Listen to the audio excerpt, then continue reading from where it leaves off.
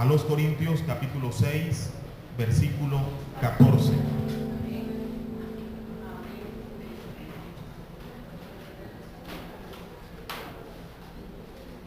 Vamos a leer hasta el versículo 15. Vamos a leer el versículo 14 y el versículo 15. Segunda a los Corintios capítulo 6, versículos 14 y 15. Amén. ¿Lo tenemos? Muy bien, vamos a leer este texto, esta lectura, esta palabra en el nombre del Padre, del Hijo y del Espíritu Santo. No os unáis en yugo desigual con los incrédulos, porque ¿qué compañerismo tiene la justicia con la injusticia? ¿Y qué comunión la luz con las tinieblas? ¿Y qué concordia Cristo con Belial? ¿O qué parte el creyente con el incrédulo? Amén. Señor, en tus manos esta mañana, en tus manos, Señor, invocando tu guía, invocando tu dirección, invocando, Señor, las fuerzas en tu Espíritu Santo para poder seguir en este nuestro peregrinaje, Señor, y seguir en este empeño, Señor, de mirar atentamente a tu palabra y mirar atentamente a nuestras familias, a las familias a las cuales pertenecemos, y esforzarnos, Señor, al máximo, poner todo nuestro esfuerzo, todo nuestro empeño, todo nuestro corazón en la edificación de unas familias, Señor, que alaben, que exalten tu nombre y que puedan mostrar al mundo, Señor, tu nombre. Así oramos en esta mañana en Cristo Jesús. Amén. Pueden tomar asiento, hermanos, los que están de pie.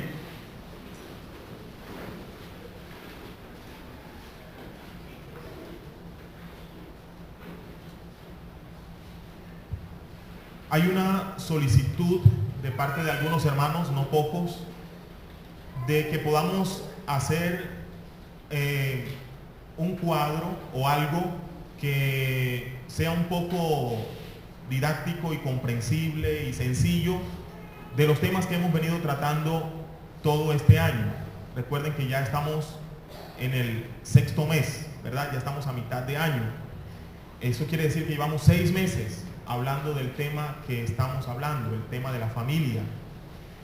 Y es de esperar que ya transcurridos 5 y entrando al 6º mes del año, nuestras familias estén experimentando algo, estén experimentando la consagración a la que estamos llamando en este año.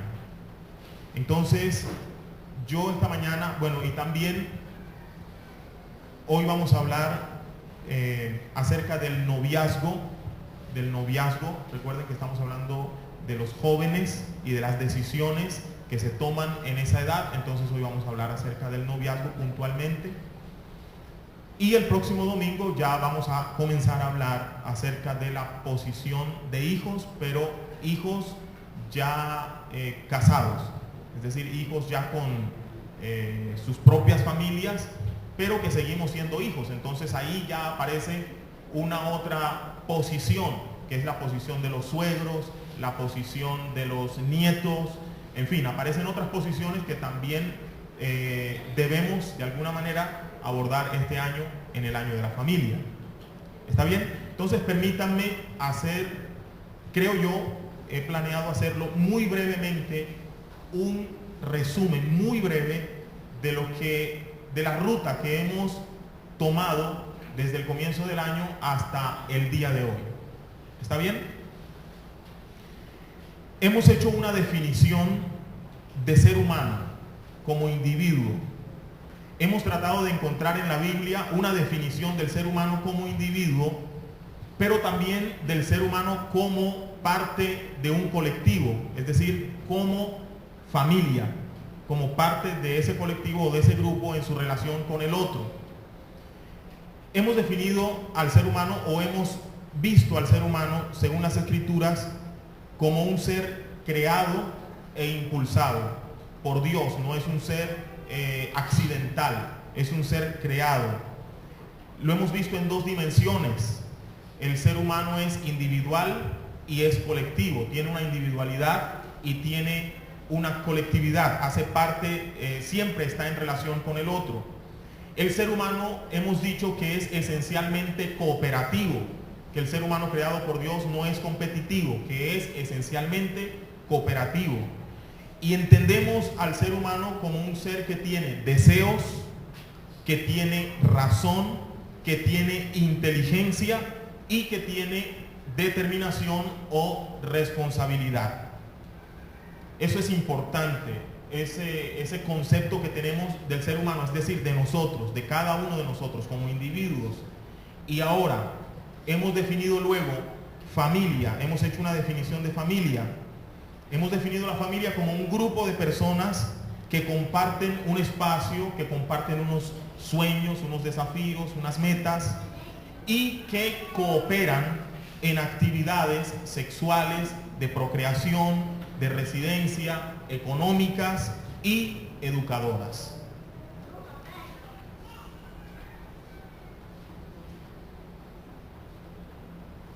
En las actividades sexuales y de procreación participan los cónyuges, los esposos. En las actividades de residencia, es decir, de compartir un lugar para estar juntos y ordenarlo juntos y adecuarlo juntos, participan todos y cada uno de los que hacen parte de la familia, papá, mamá, hijos. Y también en las actividades económicas, en la cooperación económica también participan. Es digamos una responsabilidad del papá y la mamá, pero también participan los hijos. Y hemos descrito en estos domingos cómo participamos o cómo participan los hijos que aún no trabajan, pero que deben participar en esa cooperación económica. Y en la actividad educadora participan directamente los padres y los hijos. Entonces entendemos integrada la individualidad y la colectividad del ser humano, asignando a cada uno, es decir, a cada ser humano, asignándole a cada uno una posición, una función y un rol. Hemos dicho que cada uno de nosotros en la familia a la cual pertenece, como individuo, tiene una posición. Y esa posición es para cooperar con los otros que están dentro de esa familia o dentro de ese grupo. Dijimos entonces que las posiciones son posición de esposo y esposa, posición de papá y mamá, posición de hijos. Para tratar de dar un ejemplo, dijimos que los papás y las mamás, los padres y las madres, cumplimos la función como padre y como madre de educar a nuestros hijos. Una de las funciones que cumplimos es educar. Entonces, nuestra posición es papá o mamá. Nuestra función es educar. Y hemos entendido por rol la conducta que se debe tener en el cumplimiento de esa tarea. Es decir, en mi posición de papá, yo debo educar, pero además debo hacerlo con una conducta correcta.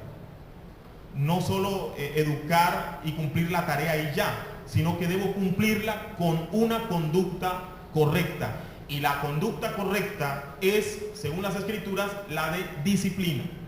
Entendimos disciplina como discipular. Eso quiere decir que nuestra función de educar la hacemos no como quienes son dueños o como quienes tienen a sus hijos como esclavos, tampoco como quienes son servidores de sus hijos en el sentido de ser unos esclavos entonces los papás, sino que la actitud correcta a la hora de educar a nuestros hijos debe ser en una actitud de maestros. ¿Está bien? Entonces el rol, hacerlo con una conducta correcta, con la conducta adecuada. Hablamos de la posición de los padres, luego hablamos y ahora estamos hablando de la posición de los hijos. Dijimos que la función de un hijo es preservar, mantener, guardar la fe de sus padres.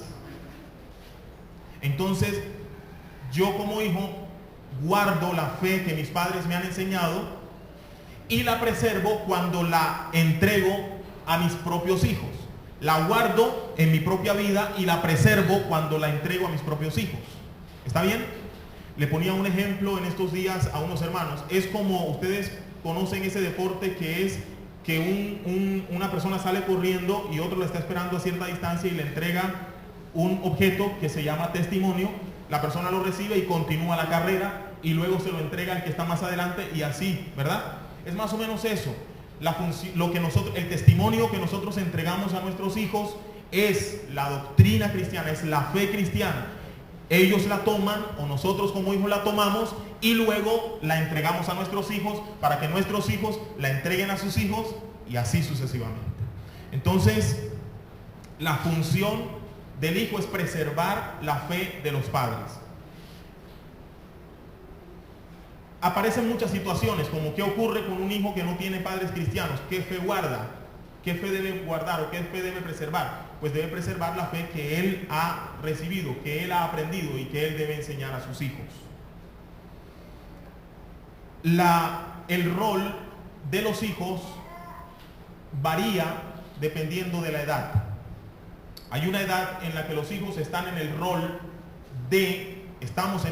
de ser receptores, totalmente receptores de una instrucción. Solamente estamos en el rol de recibir, de una recepción, digámoslo así, pasiva. Solamente estamos recibiendo y hemos querido decir que se encuentra comprendido entre la edad de 0 a 11 años. Y luego, cuando ese hijo se convierte ya en un joven, entonces aparece el rol de la obediencia. Hemos definido la obediencia como la capacidad de escuchar. Y escuchar para comenzar a decidir. El joven comienza a tomar sus propias decisiones. El joven comienza a ser responsable de sus propias decisiones. Y luego, cuando ya ese hijo se llega a una edad adulta y se casa y conforma su propia familia, entonces estamos en el rol de la honra para nuestros padres que ya no viven con nosotros, pero que seguimos siendo sus hijos y les merecemos honra, como dice la Escritura: honra a tu padre y a tu madre para que te vaya bien y para que seas de larga vida sobre la tierra. ¿Qué decisiones comienza a tomar el joven? El joven debe tomar unas decisiones trascendentales, unas decisiones que marcarán el rumbo de sus días. Las decisiones que los jóvenes deben empezar a tomar, número 1 es la decisión por Jesús. Todo hombre y mujer es responsable de decidir por Jesús. Nadie podrá decir: por cuanto mi papá es cristiano, entonces yo soy y heredo la salvación, o yo alcanzo la salvación de mi papá. Cada ser humano debe tomar su propia decisión por Jesús. Es la primera y más importante decisión que el ser humano debe tomar, y debe hacerlo en los días de su juventud. Si está en la iglesia, si es una persona hijo de un cristiano, es una persona que está asistiendo a la iglesia, debe entender que debe tomar esa decisión, debe ser su decisión y debe hacerse responsable por su decisión de seguir a Jesús. Y debe tomar decisión, escúchenme, por lo que hemos llamado 3 columnas de la moral cristiana. El joven debe decidir por 3 valores que a la postre se convertirán en la columna vertebral de la moral cristiana y de la fe cristiana, que son: número 1, la castidad. El joven debe decidir ser casto, debe decidir ser puro.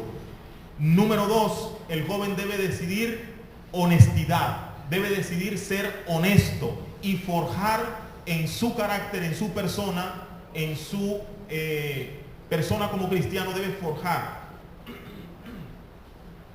la honestidad, o la forma en que ganará el dinero, la forma en que se relacionará con el dinero.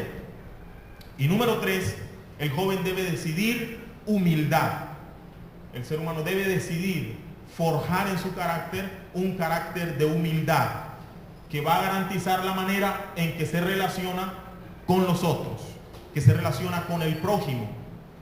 Jesús dijo: aprendan de mí que soy manso y humilde de corazón. Estas virtudes o estos valores o estas columnas de la moral cristiana y de la fe cristiana, que son la castidad, la honestidad y la humildad, deben ser forjadas en la infancia por los padres sobre sus hijos. Deben ser autoforjadas por el joven. Cuando ya comienza a tomar sus decisiones, debe continuar en ese trabajo de darle forma a su carácter como un carácter de hombre y mujer casto, honesto y humilde. Y esas virtudes serán exhibidas durante la adultez. ¿De acuerdo? En ese sentido, entonces, las familias cristianas conformadas por un hombre y una mujer adultos, y por adultos hemos dejado bien claro que no nos referimos a la cantidad de años que tenga, sino que por adulto nos referimos a una persona capaz de ser responsable de sí y de otros, y que exhiba en su carácter y en su forma de ser virtudes como la castidad, como la honestidad y como la humildad. Entonces, un hogar conformado por un hombre y una mujer así exhibirán, mostrarán, darán testimonio al mundo del cristianismo que nosotros predicamos. El cristianismo, el testimonio que nosotros le damos al mundo de nuestra fe, no es solamente individual, aunque tenemos una dimensión individual, pero no es solamente una dimensión individual, sino que debe ser en una dimensión colectiva. Recuerden que en los primeros años del cristianismo, la escritura en el libro de los Hechos nos muestra claramente, nos dice claramente que los que no conocían a Jesús miraban cómo vivían los que conocían a Jesús, y por causa del testimonio de cómo ellos vivían, querían participar de esa comunidad, y dice la escritura que el Señor añadía cada día a la iglesia los que habían de ser salvos. Entonces el cristianismo debe ser entendido como una responsabilidad individual, obvio, pero también colectiva, es decir, mi familia también debe exhibir un cristianismo. ¿De acuerdo? ¿Está bien, hermanos y hermanas? ¿Es claro hasta ahí?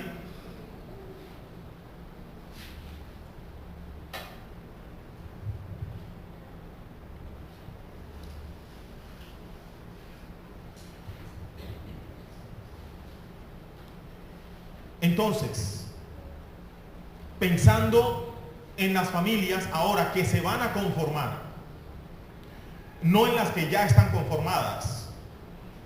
El texto que yo acabo de leer, quiero que no se sienta aludido nadie que ya esté unido en matrimonio. Es decir, si alguien aquí tiene un esposo o una esposa inconverso o inconversa, no se sienta aludido con este texto, porque para usted hay otra instrucción que trataremos en su momento. La trataremos cuando hablemos de la relación conyugal, ¿sí? La Biblia contempla cuando hay una mujer esposa de un hombre inconverso, o cuando hay un hombre esposo de una mujer inconversa. La Biblia contempla esa situación y da una instrucción acerca de esa situación. Pero siéntanse totalmente aludidos los que aún no están casados. Este texto está dirigido total y absolutamente a los que aún no están casados. Este texto que acabamos de leer en 2 a los Corintios capítulo 6 versículo 14, que dice: no os unáis en yugo desigual con los incrédulos. No es una sugerencia, es casi un mandamiento. ¿De acuerdo? Recuerden lo que dijimos en alguna ocasión: Dios no opina en tu vida, Dios dice. ¿De acuerdo? La Biblia no opina en tu vida. La Biblia no es una opinión más. No es que tú puedes ir al especialista y consultarlo, y luego vas al otro especialista y lo consultas, y luego vas a tu papá y a tu mamá y le consultas, y luego vas a tu mejor amiga y le consultas, a tu mejor amigo y le consultas, y luego vas y le consultas a la Biblia, y entonces de todos ellos llegas a tomar una decisión. Si bien es cierto que es importante lo que nuestros padres, madres, familiares y todos, la sociedad, en fin, todos opinan, es importante, no es más importante que lo que la Biblia dice. Entonces, mi decisión en la construcción de mi familia debe estar basada en lo que la Biblia dice y enseña. ¿De acuerdo? Entonces, hoy nosotros tenemos muchos casos, es claro, muchísimos casos, de familias que están conformadas por un hombre cristiano y una mujer no cristiana, o de una mujer cristiana y un hombre no cristiano. La Escritura dice, si te encuentras en tal situación, si llegaste al Señor en tal situación, no te separes, quédate quieto. Hay unas cosas que puedes hacer. Pero, si aún no te has casado y vas a construir una familia, la piedra angular que tú debes poner es Jesús, pero digamos que la siguiente piedra es que tu esposo o esposa, tu futuro esposo o esposa, comparta tu fe. ¿Está bien?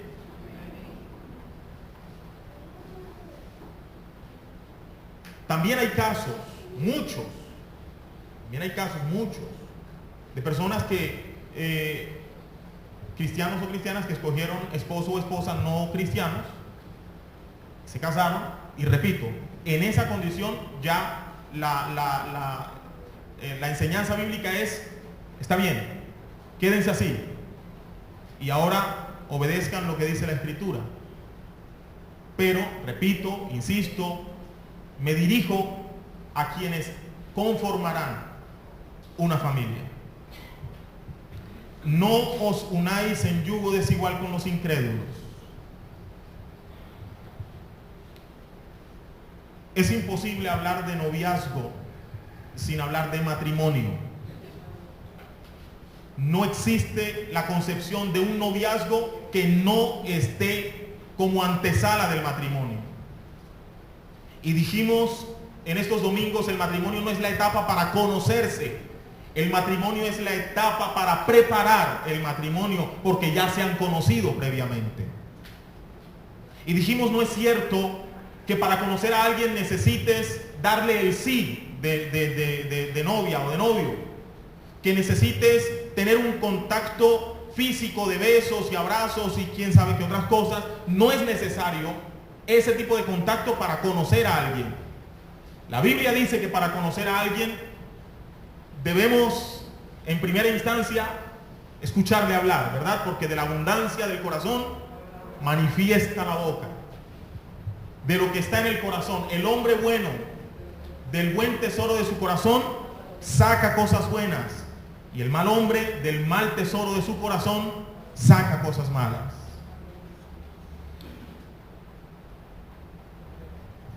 Entonces, por cuanto no es posible hablar de noviazgo sin hablar de matrimonio, cristianamente hablando, tampoco es posible hablar de noviazgos sin entender que aparecen unas nuevas posiciones, que son la posición de los suegros, los papás de ella y los papás de él. Y es importante que los suegros, los papás, entiendan qué función cumplen ya ahora, no solo en la posición de papá, sino también en la posición de suegro o en la posición de suegro. ¿De acuerdo? ¿Está bien? Usted sigue siendo papá y usted tiene toda la responsabilidad, hasta que antes de su hijo o hija se casen, de seguirle insistiendo en los principios bíblicos. ¿Está bien? Porque el día que se case, ese día usted, escúcheme, pasa a un segundo plano. ¿Está bien? Sigue siendo papá, pero ya pasa a un segundo plano. Y debe entonces entender que usted debe dar un paso y tomar una nueva posición. Porque ya no es la posición de querer seguir gobernando a su hijo o gobernando a su hija. ¿De acuerdo? Eso lo hablaremos en detalle cuando hablemos del matrimonio. Pero hoy queremos decir que también desde el noviazgo aparecen los suegros y aparecen las suegras. ¿Cierto? ¿Cierto? Con un grado de influencia bastante fuerte, y así debe ser. hasta que su hija y su hijo no se casen, usted tiene un grado de influencia bastante alto. Usted debe ayudarle a su hija y a su hijo a examinar y a escoger. ¿De acuerdo? Debe ayudarle. No lo deje solo y no la deje sola. Tampoco vas a tomar la decisión por ella o por él, pero debes ayudarle en la toma de esa decisión, porque recuerda que es para toda la vida. ¿Está bien? Dijimos que el noviazgo cristiano, o para elegir, ya no vamos a hablar de sexualidad en el noviazgo, porque lo único que tenemos que decir del sexo en el noviazgo es que no existe, no está presente. Es lo único que tenemos que decir. ¿De acuerdo? El sexo está reservado, la sexualidad, la relación marital está reservada para el matrimonio. ¿Está bien? Entonces, cuando tú vas a escoger un hombre o una mujer para hacerlo tu novio o tu novia, pensando en que ya te vas a casar, debe ser alguien, dijimos, y lo voy a decir rápidamente, del sexo opuesto. Debe ser alguien responsable de sí mismo, es decir, alguien en quien tú veas castidad, honestidad y humildad. Debe ser alguien que honra a sus padres, es decir, a los de él o a los de ella. Debe ser alguien respetuoso de las canas, dijimos, respetuoso de la ancianidad, porque recuerda que tus papás se van a volver ancianos y quien tú escojas se va a tener que relacionar con tus papás ancianos, y tú te vas a tener que relacionar con los papás de él ancianos. Ojalá la vida les dé la oportunidad de esa, ¿verdad? Debe ser alguien respetuoso de los niños. Mira cómo se relaciona con los niños, porque recuerda que el que escojas o la que escojas va a ser el papá o la mamá de tus hijos. Entonces debes mirar cómo se relaciona con los niños. Y debe ser alguien respetuoso del sexo opuesto. Debe ser alguien que respeta a las mujeres. En el caso de los hombres, cuando vayas a escoger un hombre, escoge un hombre que respete a las mujeres. No solo a ti y a la mamá de él, sino a las mujeres. ¿Es claro eso? Un hombre que respeta a las mujeres. Y en el caso de las mujeres, una mujer que respeta a los hombres. Que respeta la posición que Dios le ha dado al hombre. Y en el caso de los hombres, un hombre que respeta la posición que Dios le ha dado a la mujer. ¿De acuerdo? A esa lista, como si fuera fácil de encontrar a ese príncipe azul, le vamos a añadir unas cosas más. ¿De acuerdo? Como si ese príncipe azul descrito ahí y esa princesa fueran fáciles de encontrar, le vamos a sumar unas cositas más esta mañana.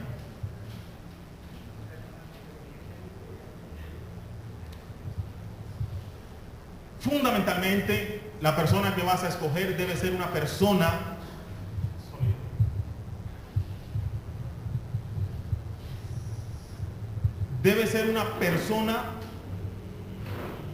que comparte tu fe, es decir, que no sea un yugo desigual. ¿Eso es claro? Muchos, decía un pastor amigo mío, ojo con los falsos positivos en las iglesias. No porque vaya a la iglesia comparte tu fe. ¿Escucha? No porque vaya a la iglesia comparte tu fe. ¿Qué es un yugo que comparte tu fe? Un yugo igual, porque como dice este texto, y este texto es lo suficientemente claro, lo suficientemente diciente, lo suficientemente claro como para no mediar interpretación de él. El texto dice, y son preguntas que tienen una obvia respuesta: ¿qué compañerismo tiene la justicia con la injusticia? ¿Qué comunión la luz con las tinieblas? ¿Y qué concordia Cristo con Belial? ¿O qué parte? ¿En dónde se encuentra el creyente con el incrédulo? El texto bíblico dice, ¿dónde encuentran coincidencia el creyente con el incrédulo? ¿En qué punto de la vida encuentran algo que coincida? Si son dos puntos de vista de la vida y del mundo y de la existencia total y absolutamente distintos. Tan así que la Escritura dice que el que está en Cristo, nueva criatura es. Es una nueva persona, con una nueva visión de la vida, con un nuevo entendimiento de la existencia, con un nuevo entendimiento de la razón de ser.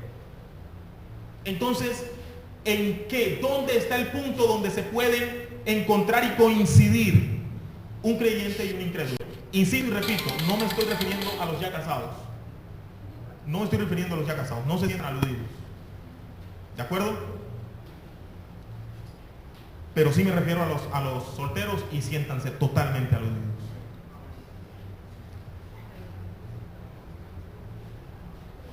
¿Qué es entonces una persona que comparte tu fe?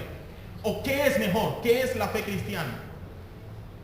Yo quiero mirar 6 aspectos que mostrarán la fe de una persona, que evidenciarán la fe de una persona. ¿De acuerdo? 6 aspectos. Y son: 1, que ame a Jesús. Una persona que comparte tu fe es una persona que ama a Jesús. Supongo yo que tú amas a Jesús. Entonces por eso comparte la fe contigo, porque ama a Jesús. Número 2, ama a su familia. Número 3, ama la obra del Señor. Número 4, no sé si le suena extraño esto, ama a su país, ama a su patria, ama a su nación. Número 5, ama a tu familia. Y número 6, te ama a ti. ¿De acuerdo? Una persona que tiene fe en Jesús debe amar. Debe amar a Dios, debe amar la obra del Señor, debe amar a su familia, debe amar su país, debe amar a tu familia, es decir, la familia tuya, de quien está escogiendo, a quien estás escogiendo como esposo o esposa. Y por supuesto debe amarte a ti. ¿Está bien? San Juan capítulo 3 versículo 16, porque de tal manera amó Dios al mundo, que ¿qué hizo?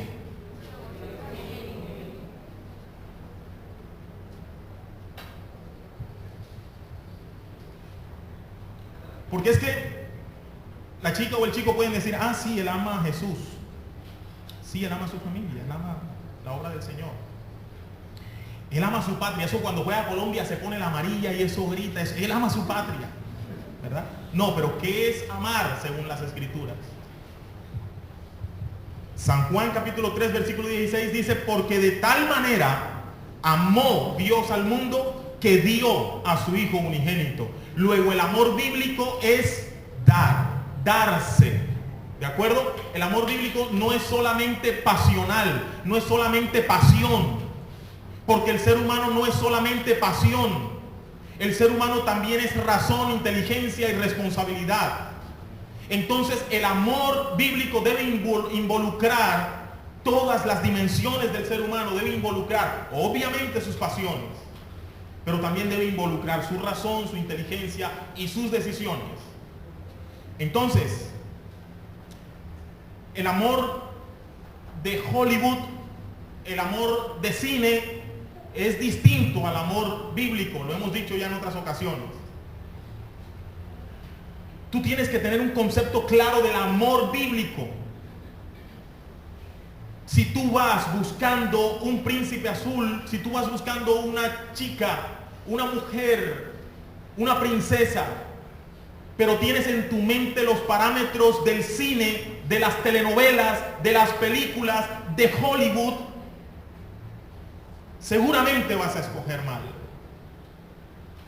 Pero si tú tienes en tu mente y en tu corazón bien claro lo que es el amor bíblico, lo que es el amor que las Escrituras enseñan y predican, entonces tendrás más garantías de no equivocarte en tu elección.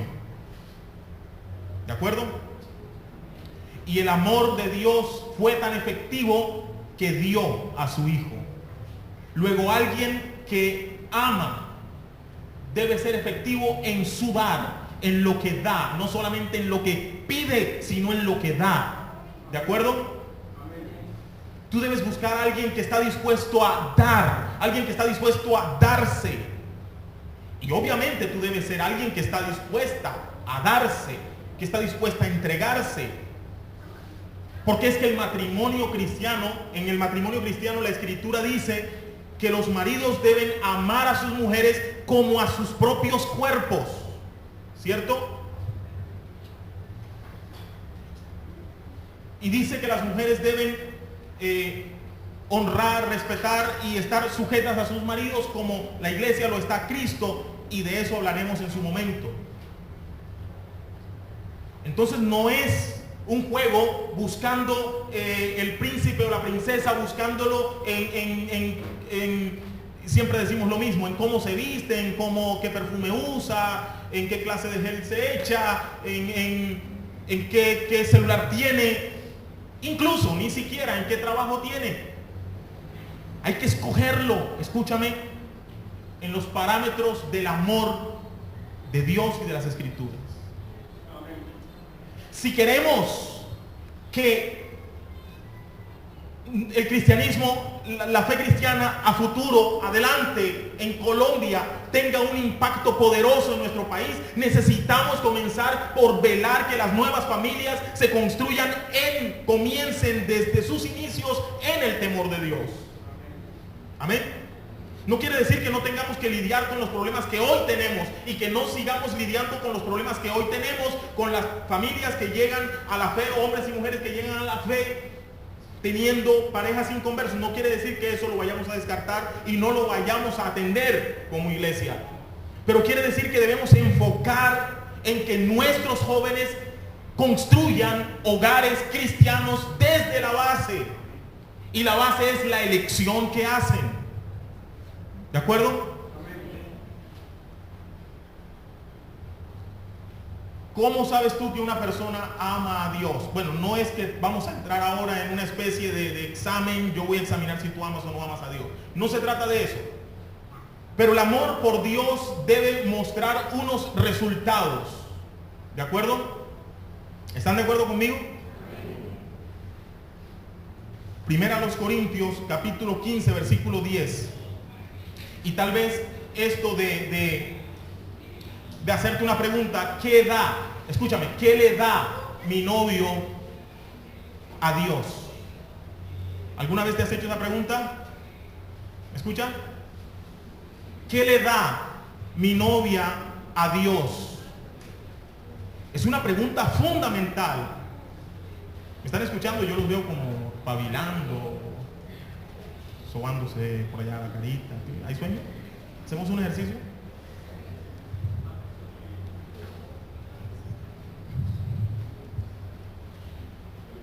Muchacha de Dios, muchacho de Dios, debes preguntarte, ¿qué le da mi novio a Dios?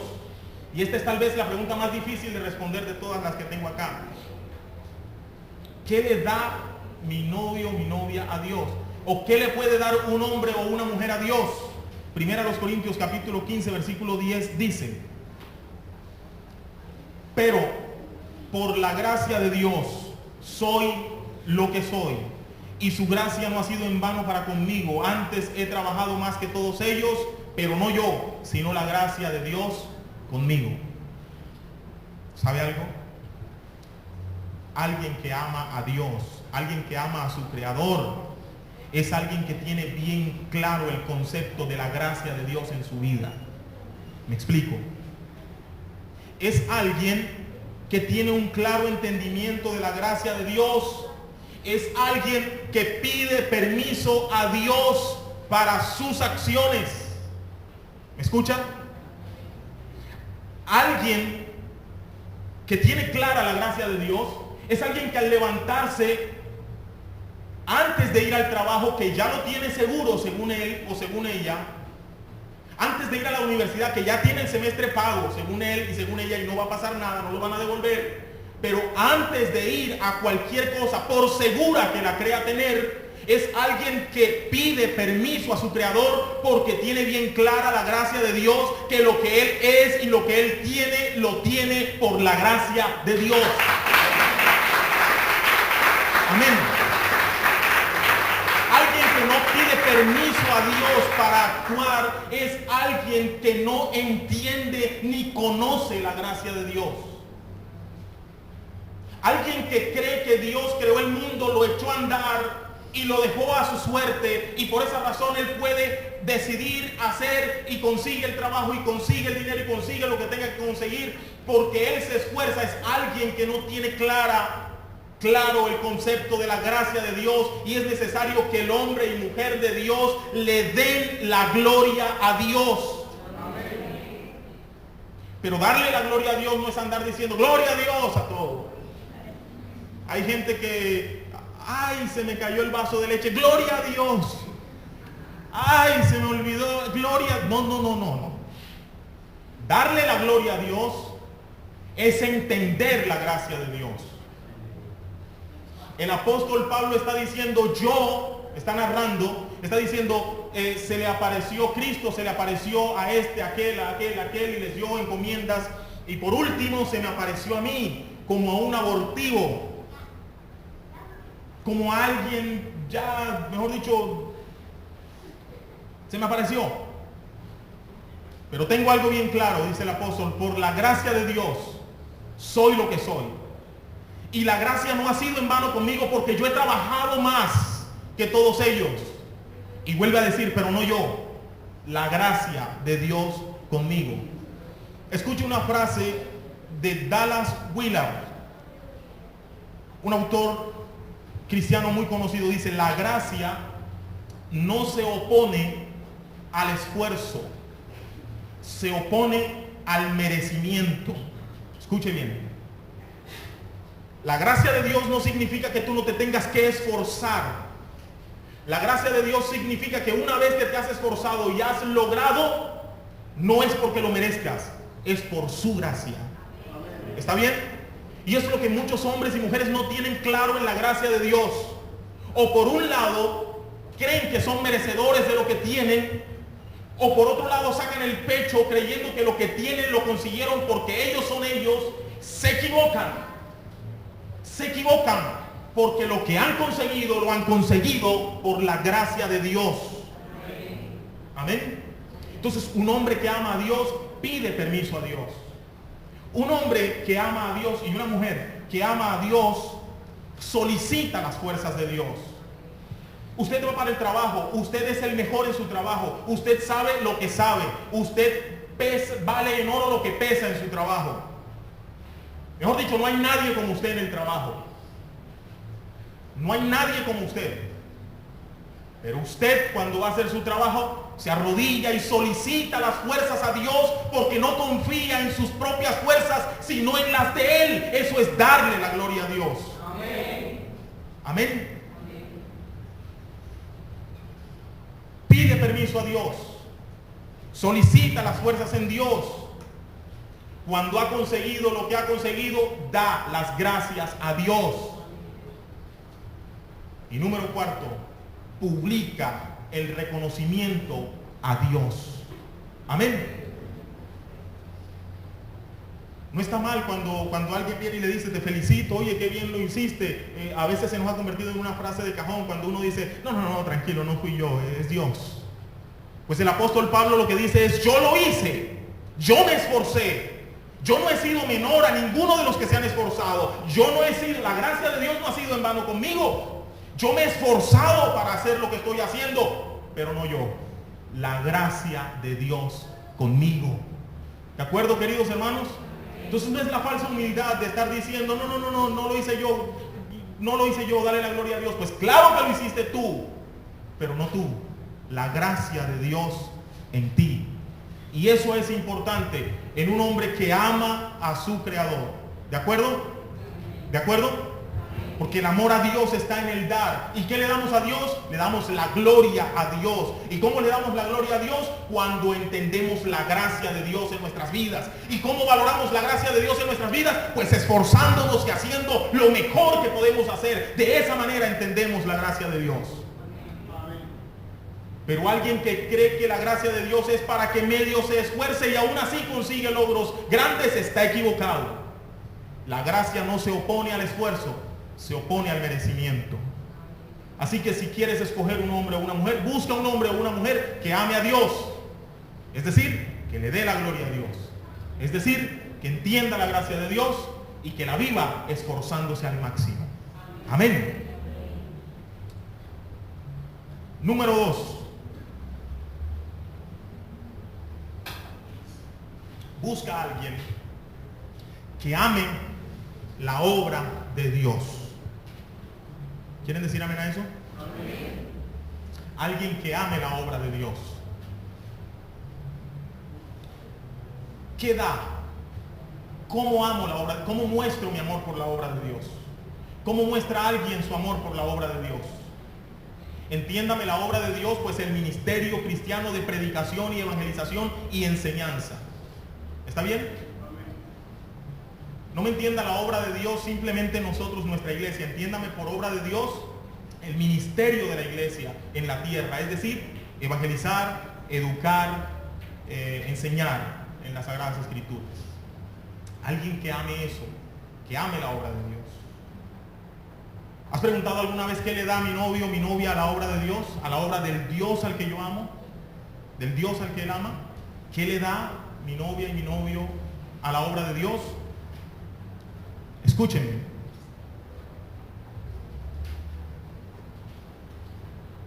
Un hombre y una mujer que aman la obra de Dios deben dar, escuche bien, deben dar con todo su esfuerzo, con toda su dedicación, deben dar sus dones, su tiempo y su cooperación económica. Y me resulta un tanto difícil siempre a mí hablar de la cooperación económica con la iglesia por el estigma que pesa sobre nosotros los pastores, de que nosotros nos gusta la plata, nos gusta el billete, le gusta una plata, ¿verdad? A los pastores.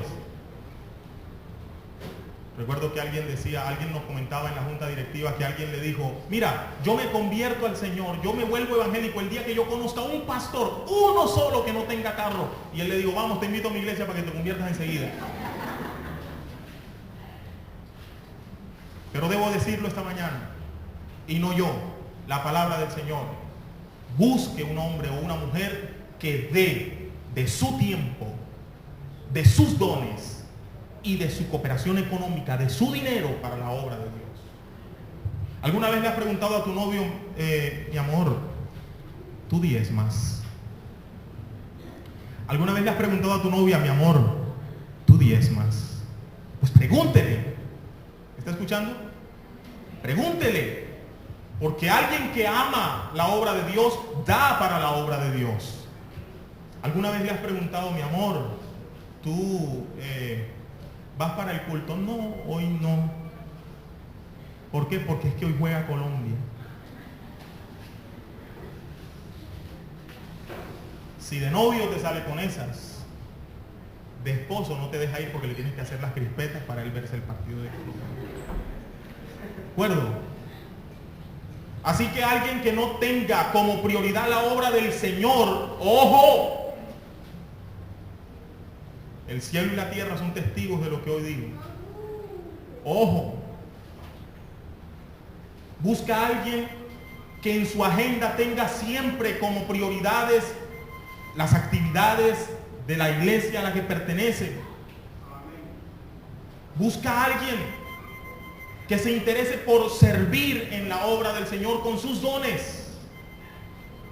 ¿Cuántos dicen amén? Amén. Si estás con alguien que te dice: ay, mi amor, pero todos los días en la iglesia, que el pastor no tiene más nadie que le ponga las tareas, sino todo tú. Si tienes un novio, una novia, una persona que te está mirando y te está diciendo así, ojo, ¿de acuerdo? Porque el que te conviene debe decir: mi amor, yo te acompaño, yo te ayudo, vamos y hacemos, ¿de acuerdo? Vamos y hacemos. Ay, mi amor, que me toca ahora ir a ensayar con él. Vamos, yo te acompaño. No, que no te dejes entrar, yo me quedo en la puerta orando por ti. Pero que vaya, que ame la obra, que se le vea que ama la obra del Señor. ¿De acuerdo? Yo sé que algunas veces yo muestro un poco de como jocosidad, pero es serio. Y se puede reír, ríase, pero es serio. ¿De acuerdo? ¿Cómo es que dice este señor? Complicado, Rafa, que a ti te gusta mucho. Washer. Una que tiene Sarai por ahí. Dice, ¿cómo sabrás que él o ella es el indicado? ¿Cómo? Cuando no te aparten de la obra del Señor. ¿Está bien? Cuando te inciten, te inviten, también quiera estar en la obra del Señor. Amén. Número 3. Alguien que ama a su familia. Busque a alguien que ame es decir, a la familia de él. La chica está buscando un muchacho, mira al muchacho y vaya y hágale la inteligencia. Vaya a su casa, no solos, vaya a su casa cuando esté el papá, la mamá, los hermanitos ahí, y usted mire cómo trata él o ella a sus propios papás y a sus hermanos menores y a sus hermanos mayores. ¿De acuerdo? Si es una respondona, si es un respondón con el papá y con la mamá, si llega y se sienta y la mamá ahogándose en oficios y ella no ayuda, si ustedes llegan y el muchacho ahí sentado recibiéndote y la pobre vieja haciendo todas las cosas y él ahí sentadito atendiéndote a ti, ojo. Si el hermanito pequeño se acerca por ahí y dice, vaya, allá no ves, ojo. ¿De acuerdo? Ojo. Claro que es muy normal que cuando están comenzando el noviazgo no se pele el cobre de esa manera, ¿verdad? Entonces sigue ahí para que te lo tengas que pillar algún día cuando pele el cobre.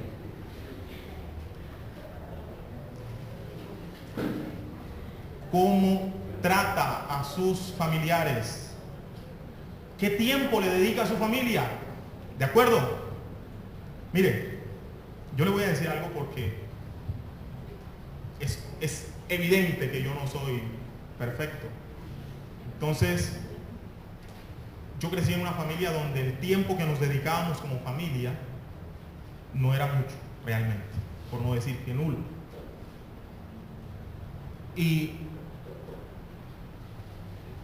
yo he encontrado dificultades en mi matrimonio a la hora de el tiempo que necesito dedicarle a mi esposa y a mis hijos, a mis hijas. Las esposas, en el caso de ellas, yo hablo porque soy hombre, en el caso de las esposas, siempre están pidiendo más tiempo, ¿verdad? 5 minutos de adición, ¿verdad? Tú no me dedicas tiempo, tú no me dedicas tiempo. Entonces, mujer, si usted sepa que cuando usted se case usted va a pedir tiempo, entonces usted mire el tiempo que él le dedica a la familia de él. ¿De acuerdo? ¿Está bien? Me puse exigente, me puse, mejor dicho, teso. Y viceversa. Y mire cómo coopera económicamente él con sus viejos en la casa. Porque un pelado o una pelada que trabajan, que ya están devengando y no son capaces de colaborar en la casa, ni con el recibo del agua, ni con el recibo de la luz, ni con el recibo del gas, ojo. ¿Está bien? Porque un hijo que está en la casa de sus papás y trabaja, lo más natural y lógico es que coopere económicamente con la casa. ¿De acuerdo? ¿Quieren decir amén, hermanos? Amén. Ya les noto así como callados. ¿Seguimos?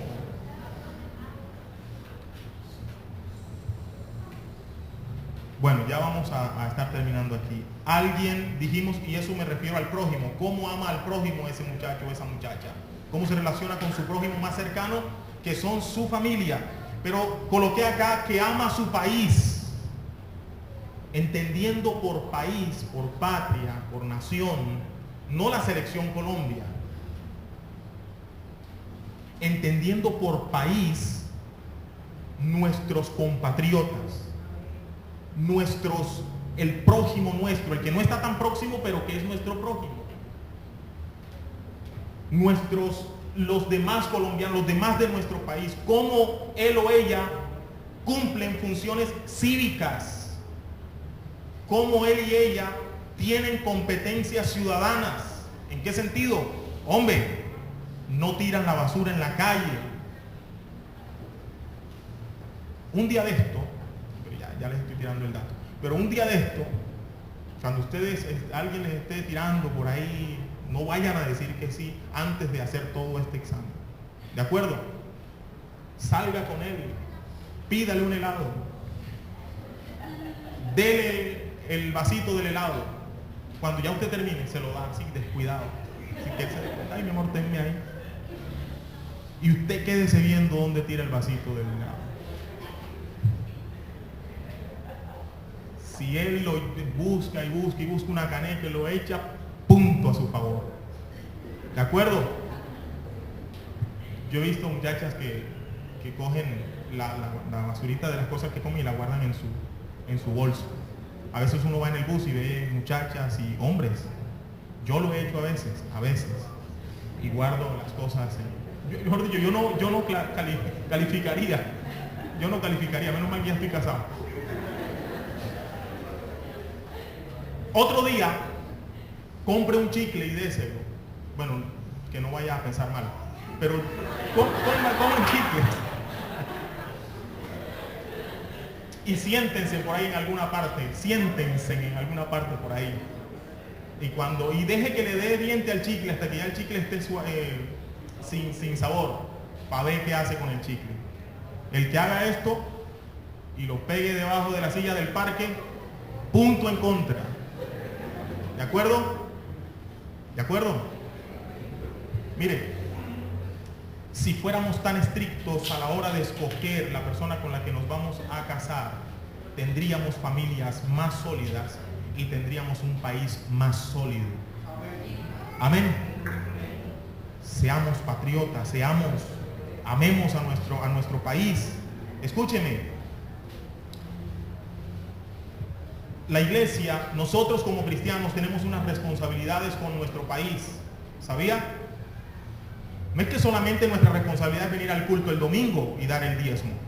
Nuestra responsabilidad es con nuestro país también, con nuestro prójimo, con nuestro mundo. ¿De acuerdo?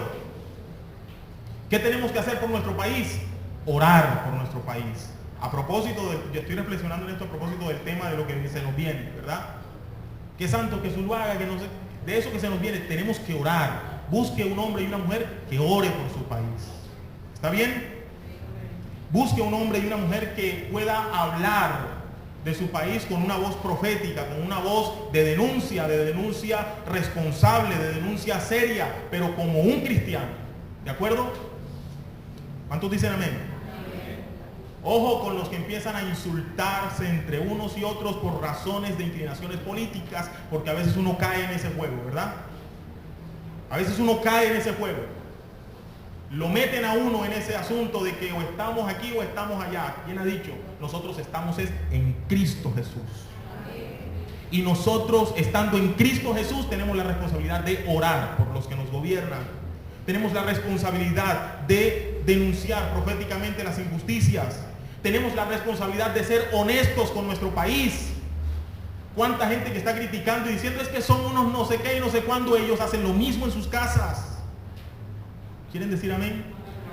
¿Cuántos de esos que están diciendo que no, que este país, que no sé cuánto, que no escojan a ninguno, que voten blanco, que no sé qué? Todos los que, yo también lo he dicho, los que están diciendo eso, ¿cuántos de esos están en la universidad copiándose? ¿Ah? ¿Cuántos están volándose el Transmetro para no pagar? ¿Cuántos le están echando basura a nuestro país y después a dárselas de los más honestos? Sea honesto en su vida, en sus decisiones, en sus acciones. Entonces denuncie proféticamente lo que está sucediendo en nuestro país. ¿De acuerdo? Busque un hombre y una mujer cívicos, respetuosos de la vecindad, del vecindario, respetuosos del vecino. ¿Está bien, queridos hermanos? Que ame a tu familia, que ame a tu familia. Es decir, yo voy a buscar una esposa, espero que mi esposa ame a mi familia. ¿Cuántos dicen amén a eso? No, la verdad es que tu mamá no me cae bien. Yo soy sincero y yo te la canto plena. Tu mamá no me cae bien. Si te conquisto con esta, o bien o mal, pero yo, mi amor, yo soy de una sola pieza. Tu vieja no me cae bien. Ay, mi amor, qué bonito vistes, qué bonito hueles, pero tú a mí tampoco me caes bien. Ábrete. ¿De acuerdo? Que ame a su familia. Esos hermanitos tuyos andan pegados ahí. Que ame a su familia. ¿De acuerdo? Contratos respetuosos de su familia. No quiere decir que no le vamos a quitar la falla a los viejos, pero con respeto. ¿De acuerdo? Y por último, que te ame a ti. Cuando vayas a escoger esposo o esposa, escoge a alguien que te ame a ti. ¿Y cómo tú sabes que te ama? ¿Ah? ¿Recuerda que dijimos aquella vez? Porque pone en el Facebook, te amo desde que te conocí. Ay, me mató.